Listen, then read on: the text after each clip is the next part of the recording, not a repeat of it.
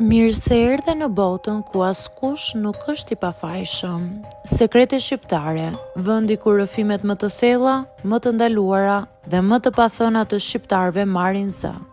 Na bëni subscribe për histori të ndryshme.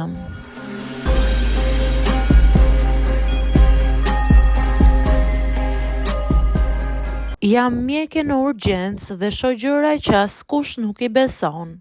Ndonjëherë, kur eci nëpër korridorin e gjatë të spitalit, më duket sikur çdo hapi im i përzien kujtime, aroma dezinfektimi dhe një lloj heshtjeje që në urgjencë zgjat vetëm 1 sekond.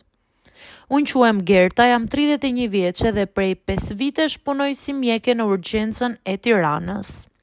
Shpesh njerëzit mendojnë se puna ime ka të bëjë vetëm me ndihmën e shpejtë dhe recetat.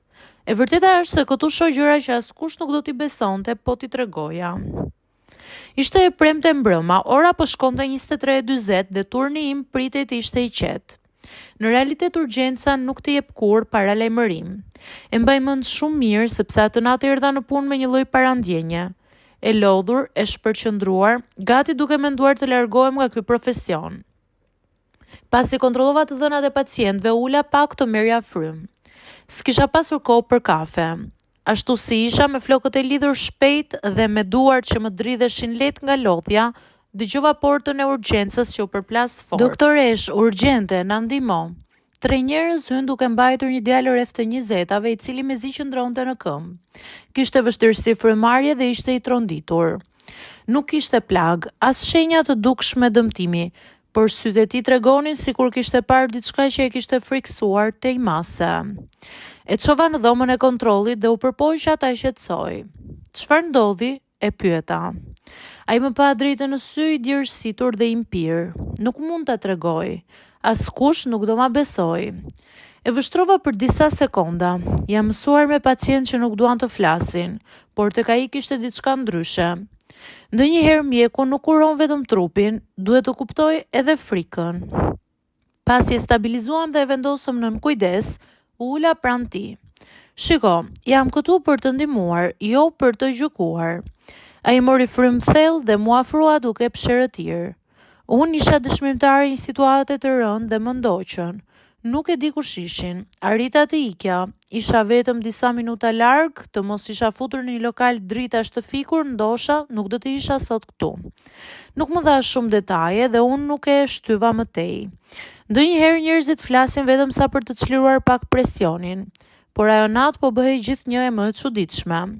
Ora ishte 2:17 kur sollën një tjetër paciente, këtë herë një grua rreth 50 vjeçe, e cila ishte rrëzuar nga lodhja, nga puna e tepërt dhe nga stresi. Po dridhej, kishte humbje orientimi dhe tensioni i kishte rënë. Ndërsa po e vizitoja, ajo papritur më kapi fort dorën. Mos u lodh kot, doktoresh, më tha me një zet të butë, gati të thyer. Ti nuk e di çfarë mbajnë njerëzit brenda vetes. E pash e habitur. Ajo vazhdoi. Kam punuar gjithë jetën për të tjerët. Fëmijët më janë larguar. Burri vdiq. Askush nuk pyet si jam. Askujt nuk i mungoj. E ndjeva zemrën duke më rënë poshtë. Ula pranë saj dhe mora disa minuta vetëm për të biseduar. Ajo më tregoi që prej muajsh jetonte vetëm, në qera, me 2 punë dhe mezi mbante veten. Në ato momente harova orën, harova lodhjen, kishte njerëz që thyen brenda pa bërë zhurmë. Rreth orës 5, kur shpresonim se nata po mbaronte, sollën një djalë të mitur, rreth 16 vjeç. Ishte i trembur, i vetëm, pa prindër dhe i dridhur. Nuk kishte lënduar rënd, por ishte shumë i friksuar. A mund të pres këtu deri sa të bëhet ditë? Më tha. Nuk dua të kthehem në shtëpi. Kur një fëmijë kërkon stre në spital, kupton se diçka nuk shkon. I mora të dhënat me kujdes, njoftuam institucionet e duhura, por më tepër se kaq, i dhash sigurinë që mund të merrte në atë moment. Ndërsa po i masja tensionin, ai më pyeti. Doktoresh, pse i ndihmoni të gjithë? A nuk merrni frym ndonjëherë nga lodhja? U mundova të buzëqesh. Sepse dikush duhet ta bëj, i thash. Kur më në fund doli dita, në orën 7:20 dola nga spitali. Qielli kishte atë ngjyrën blu që shfaqet vetëm në mëngjes. Qyteti sapo po zgjohej. ndërsa unë kisha një natë të tërë mbi supe. Shpesh njerëzit mendojnë se mjekët janë të fortë, të pandjeshëm, të mësuar me gjithçka. E vërteta është se ne plasim nga brënda.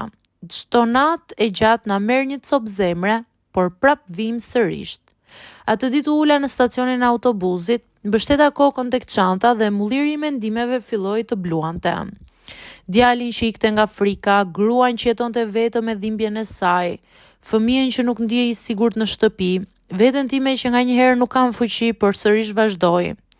Nuk e dini nëse njerëzit do t'i besonin gjërat që shohim ne çdo ditë, por unë Gerta jam ende këtu, sepse dikush duhet të jetë, dhe sepse ndonjëherë edhe një natë ferri në urgjencë mund të shpëtojë dikë nga errësira.